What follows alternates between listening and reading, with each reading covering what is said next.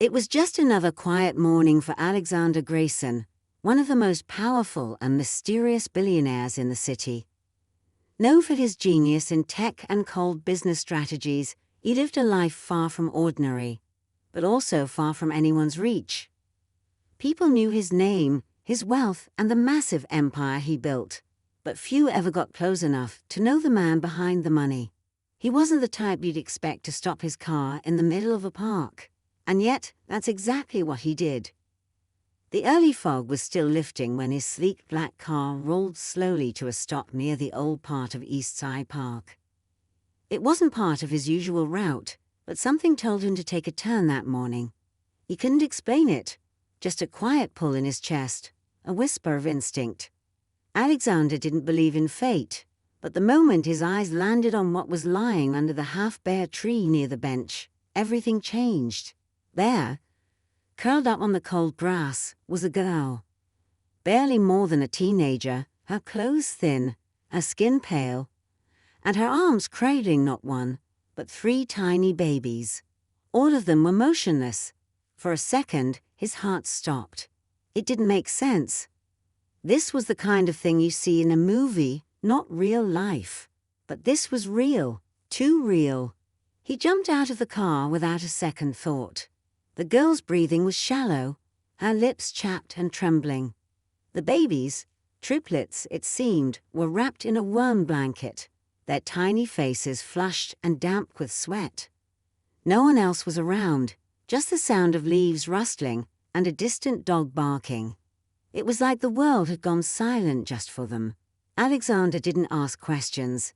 He didn't call for an ambulance or wait for help. He scooped them all into his arms, careful not to jostle the babies, and carried them into his car. His driver looked at him through the rearview mirror, stunned. Alexander just said one word: drive. Back at the mansion, the staff were caught off guard. It wasn't every day their boss walked in holding 4 strangers, like they were the most fragile treasures in the world. The house, usually curling with silence and sleek with luxury, suddenly felt alive with urgency. Doctors were called immediately. Rooms were prepared. And Alexander, used to boardroom battles and billion-dollar deals, found himself sitting at the edge of a hospital-style bed, watching over a girl whose name he didn't even know. As the hours passed, the girl slowly came to. Her eyes fluttered open in a room she never dreamed of being in. Her first instinct was panic. She reached for the babies, confused, afraid, unsure of where she was. But then she saw him, the man in the expensive suit, sitting quietly across the room. He wasn't smiling, but his eyes held something she hadn't seen in a long time. Concern, kindness, maybe even guilt. She tried to speak, but her throat was dry. Alexander handed her a glass of water without a word. He waited. He didn't rush her, didn't ask a million questions. He just waited until she was ready. "My name is Lily," she whispered, holding one of the babies close. "These are my brothers. We didn't have anywhere else to go." That was all it took. That one sentence shattered every wall Alexander had built around his heart. He didn't know their full story yet, didn't know what kind of pain they had been through, or how long they had been alone. But he knew one thing: he wasn't going to let them go back to that park. Not now, not ever. As night fell over the mansion, a strange silence settled in. Not the usual cold, empty quiet, but a waiting kind of silence, like something was about to shift. Alexander stood at the large windows of his home, looking out at the world he once ruled with pride and precision. Now everything felt different, messier, real. He had no idea what this unexpected encounter would bring.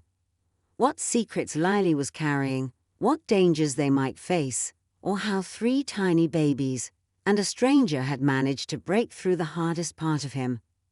But he knew this was only the beginning. Because sometimes the most powerful stories don't start with riches or fame. They begin in the quietest, most forgotten corners of the world, with a choice made in a heartbeat. And for Alexander Grayson, that heartbeat just changed everything. What comes next? No one could have seen coming. Lily sat quietly on the edge of the soft bed, her arms wrapped tightly around one of the babies. The other two were nestled safely in a crib nearby, finally asleep, after what must have been days of hunger and cold. Her eyes were red from crying, but she wasn't crying anymore. She had no more tears left. She watched Alexander carefully, trying to figure him out. He was standing by the door, arms crossed, not saying much, but his presence filled the room. His suit didn't match the scene. Nothing about him belonged in the same world she did. She had so many questions. Why had he helped her? Why hadn't he left her there in the park like everyone else had done before? But more than that, she was afraid of what would happen next. Nothing in her life had ever gone right when someone said they were trying to help. Alexander finally broke the silence. You don't have to be afraid. You're safe here. Safe. The word sounded strange, almost too good to believe.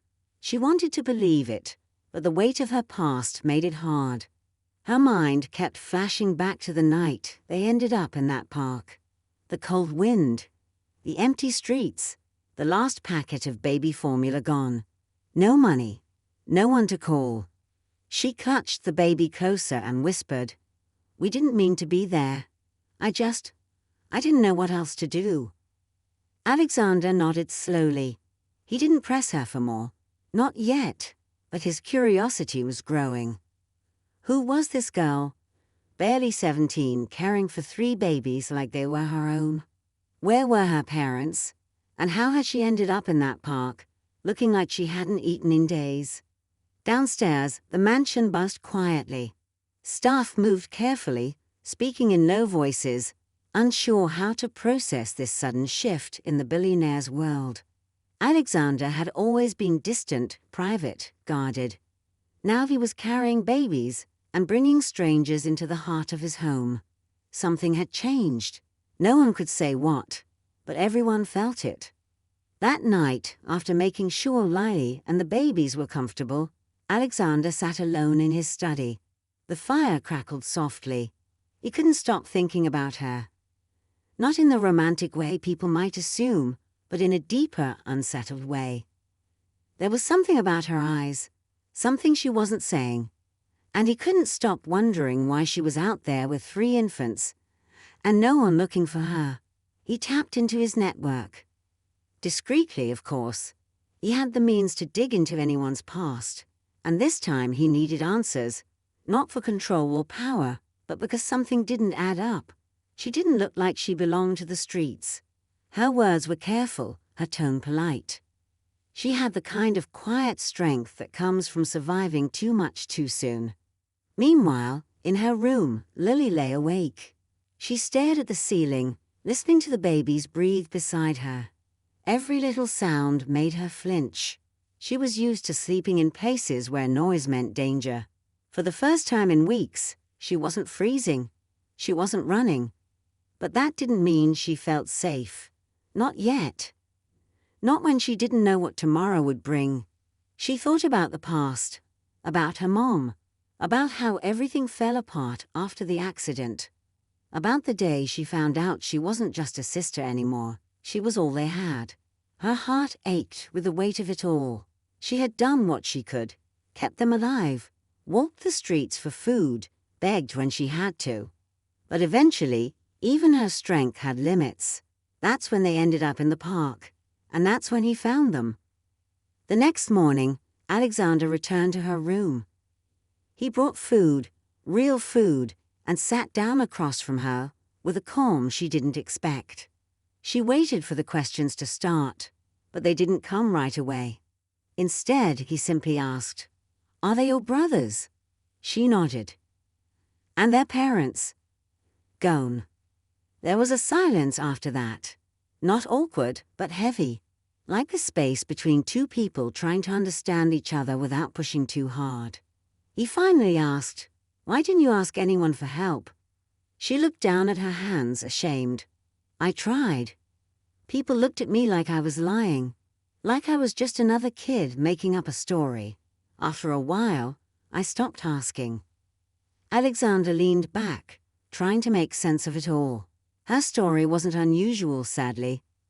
But what struck him was how alone she had been in all of it. No support, no second chances, just survival. He knew he had to find out more, not just for her sake, but because something didn't feel right. He had a gut feeling that this wasn't a random encounter. There was more behind those tired eyes than she was letting on. Maybe someone was looking for her, or maybe someone was trying to make sure no one ever found her. Whatever it was, he wasn't going to walk away. Not now. Not after what he'd seen. Lily sat quietly on the edge of the soft bed, her arms wrapped tightly around one of the babies. The other two were nestled safely in a crib nearby, finally asleep, after what must have been days of hunger and cold. Her eyes were red from crying, but she wasn't crying anymore.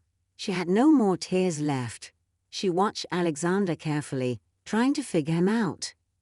He was standing by the door, arms crossed, not saying much, but his presence filled the room. His suit didn't match the scene. Nothing about him belonged in the same world she did. She had so many questions. Why had he helped her? Why hadn't he left her there in the park like everyone else had done before? But more than that, she was afraid of what would happen next. Nothing in her life had ever gone right when someone said they were trying to help. Alexander finally broke the silence. You don't have to be afraid. You're safe here. Safe. The word sounded strange, almost too good to believe. She wanted to believe it, but the weight of her past made it hard. Her mind kept flashing back to the night they ended up in that park. The cold wind, the empty streets, the last packet of baby formula gone. No money, no one to call. She clutched the baby closer and whispered, "We didn't mean to be there. I didn't know what else to do." Alexander nodded slowly. He didn't press her for more. Not yet, but his curiosity was growing. Who was this girl, barely 17, caring for 3 babies like they were her own? Where were her parents? And how had she ended up in that park, looking like she hadn't eaten in days? Downstairs, the mansion buzzed quietly. Staff moved carefully, speaking in low voices, unsure how to process this sudden shift in the billionaire's world. Alexander had always been distant, private, guarded. Now he was carrying babies and bringing strangers into the heart of his home. Something had changed. No one could say what, but everyone felt it. That night, after making sure Lily and the babies were comfortable, Alexander sat alone in his study. The fire crackled softly. He couldn't stop thinking about her.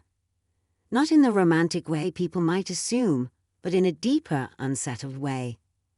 There was something about her eyes, something she wasn't saying, and he couldn't stop wondering why she was out there with 3 infants, and no one looking for her.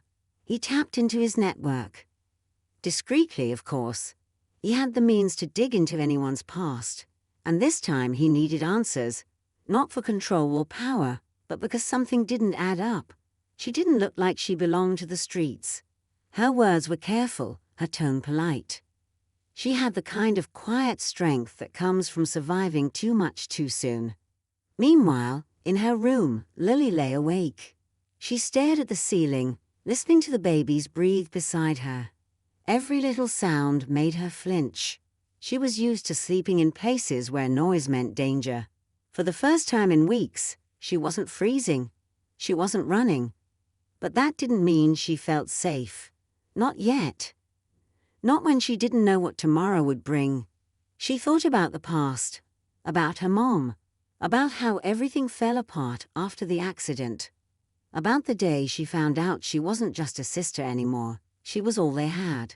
Her heart ached with the weight of it all. She had done what she could, kept them alive, walked the streets for food, begged when she had to. But eventually, even her strength had limits. That's when they ended up in the park, and that's when he found them. The next morning, Alexander returned to her room. He brought food, real food, and sat down across from her with a calm she didn't expect. She waited for the questions to start, but they didn't come right away. Instead, he simply asked, "Are they your brothers?" She nodded. "And their parents?" "Gone." There was a silence after that. Not awkward, but heavy, like the space between two people trying to understand each other without pushing too hard. He finally asked, "Why didn't you ask anyone for help?" She looked down at her hands, ashamed.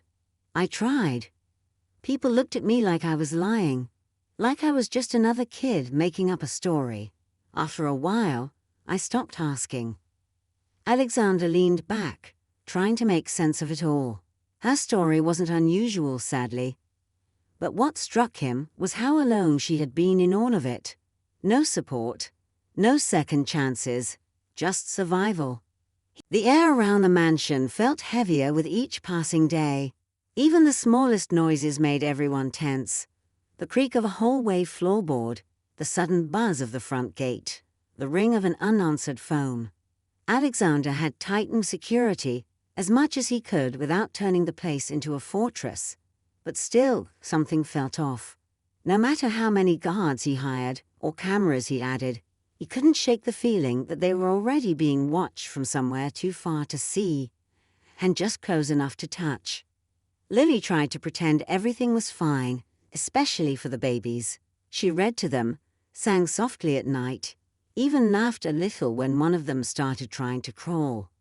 But behind her eyes, fear still lived, quiet, steady, and always there. She didn't ask what Alexander was doing behind the scenes.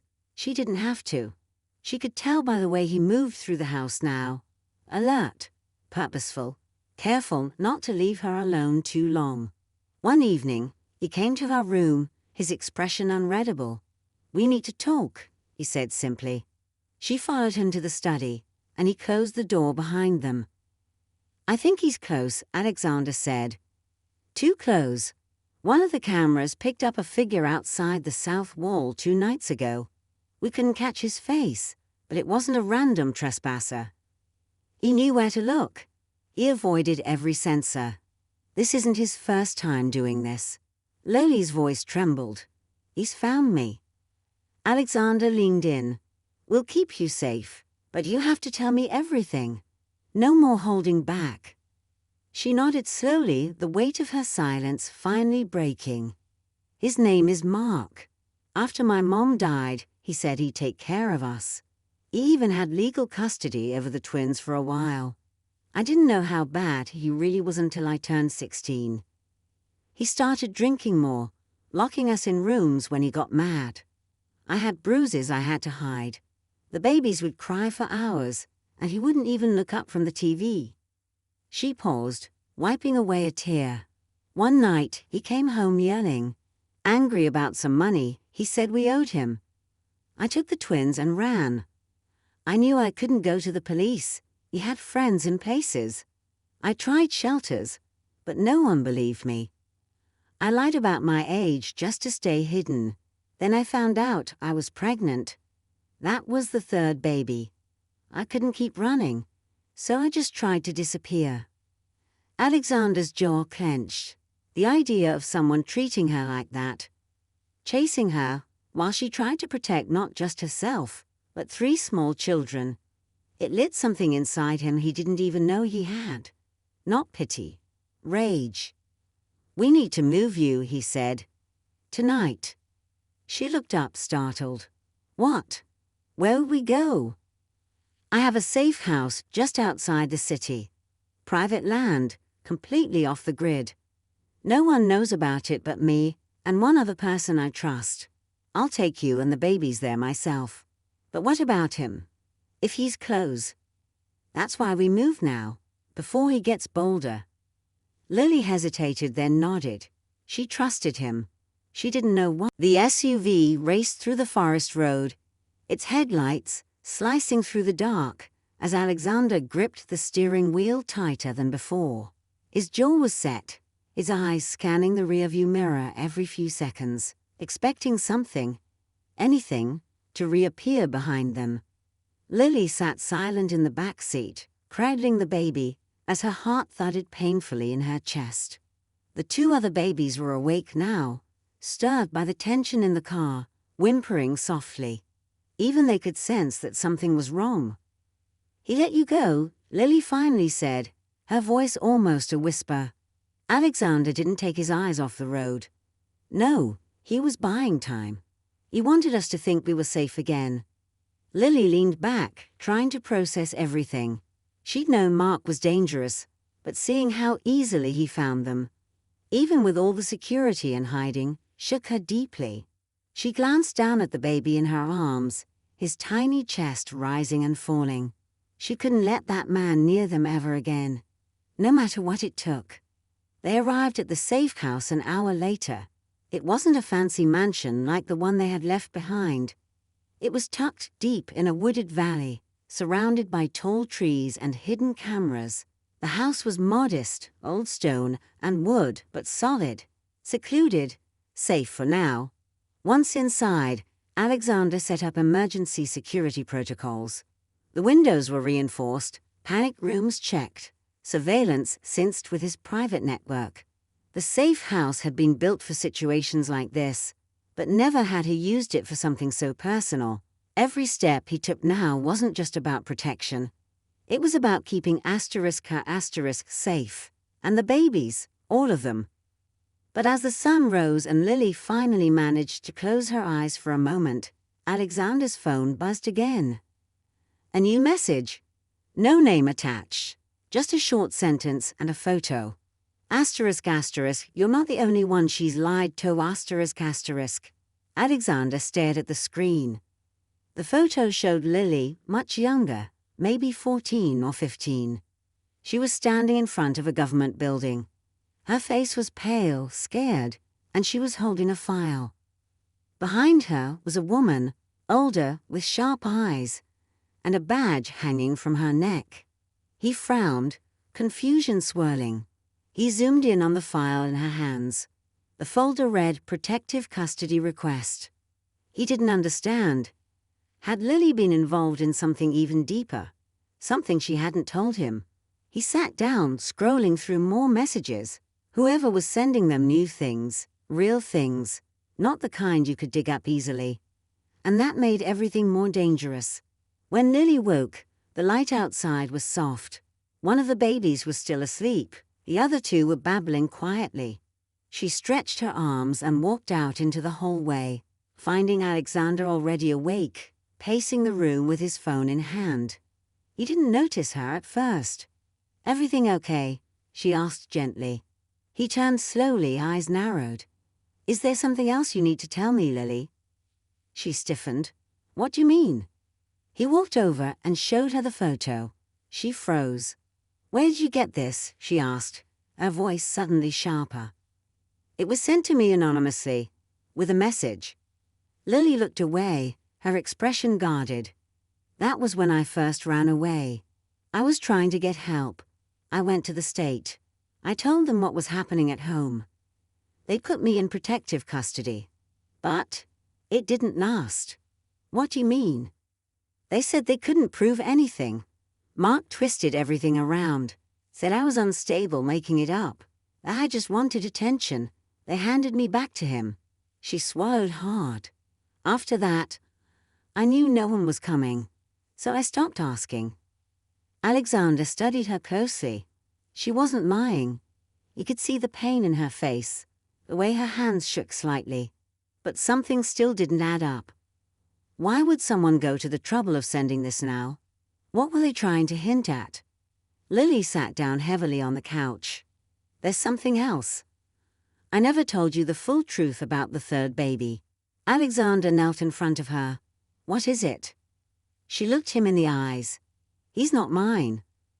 I told everyone he was, because I thought if people believed that, they'd be less likely to ask questions. But he's not my son. He's my baby brother. My mom had him just before she died.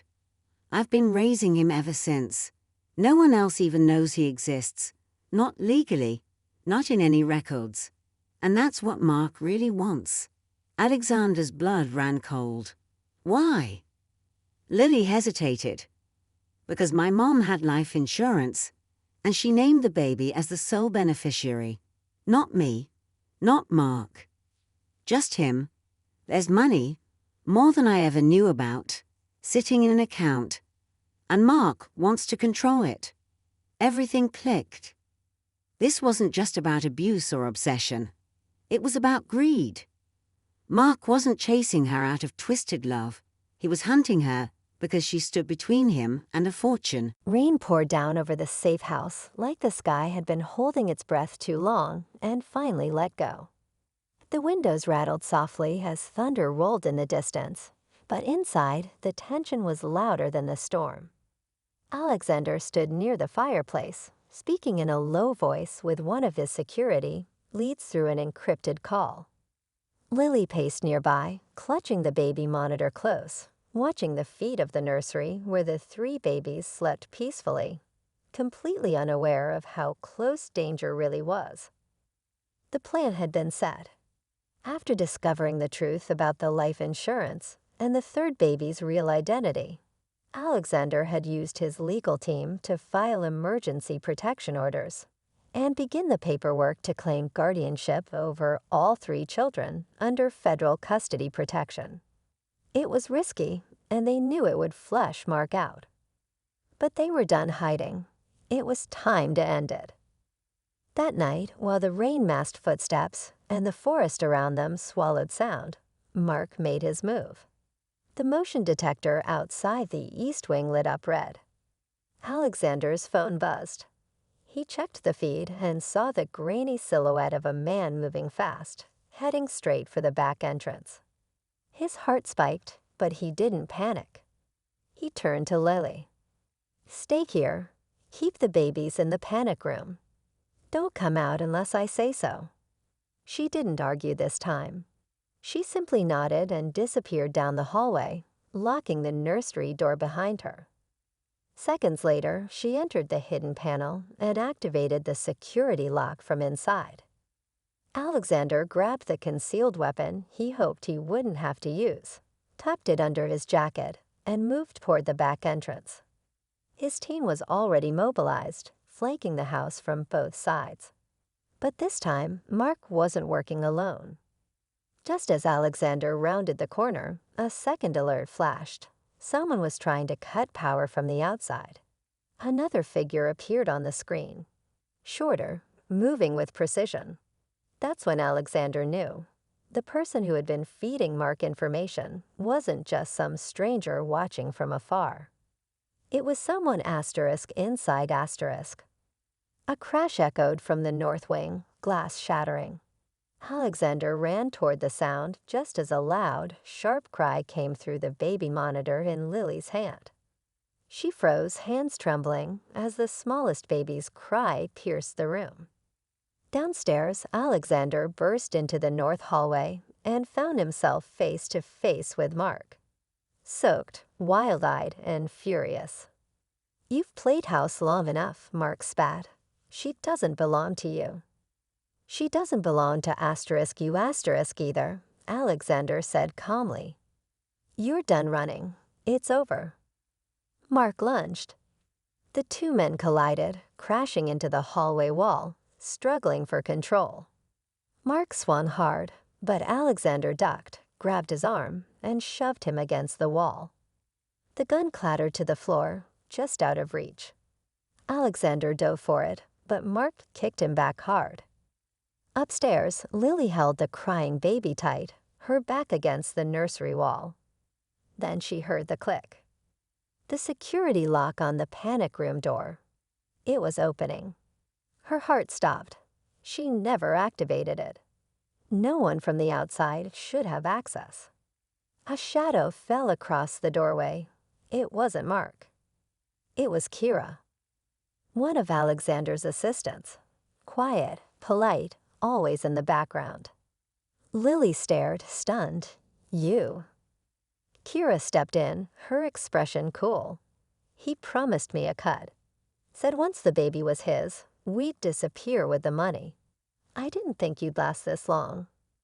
Honestly, I thought you'd be back in the system before now." Lily stepped between her and the babies, shielding them instinctively. "You won't take them," she said, voice shaking. "Not now." Back downstairs, Alexander finally overpowered Mark and grabbed the gun.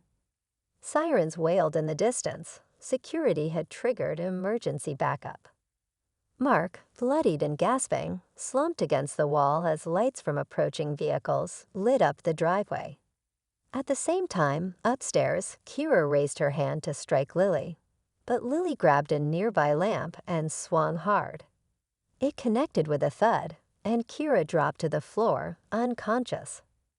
Lily rushed to lock the panic room again, her whole body trembling. Minutes later, Alexander stormed upstairs. He found Lily, tears in her eyes, still holding the baby. "It's over," he said, gently reaching for her hand. "They're both in custody. You're safe now. All of you." But just as relief began to wash over them, Alexander's phone buzzed again. Another anonymous message. Asterisk, asterisk, this goes deeper than you know. Mark was just the beginning asterisk, asterisk. Lily looked at him, wide-eyed. The storm outside had stopped. But something told them the real thunder hadn't even started yet. The days that followed felt like waking up from a long, exhausting storm. The police took Mark and Kira into custody the night of the break-in. Charges were filed: attempted kidnapping, conspiracy, endangerment, and more.